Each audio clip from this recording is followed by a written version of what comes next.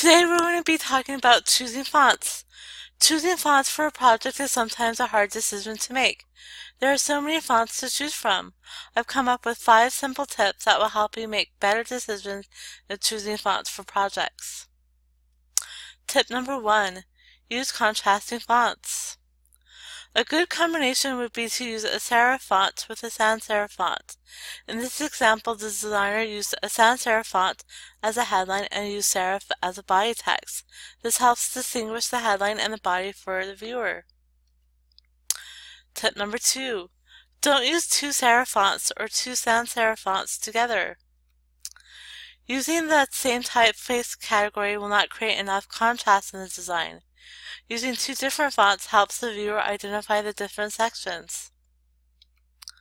Tip number 3. Use only 2 fonts.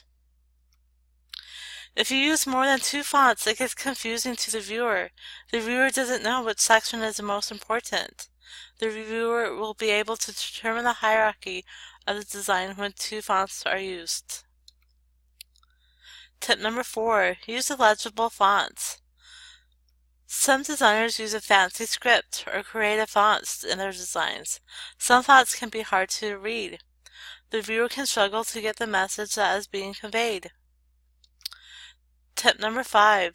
Use fonts that have contrasting weights. Use a font that has a heavier weight as a headline and a lighter weight as body text. If you use a heavy font for all of the text, it would be hard to identify what is important. So please check us out on our Facebook and Instagram pages, and I hope that these tips will help you in your next design project.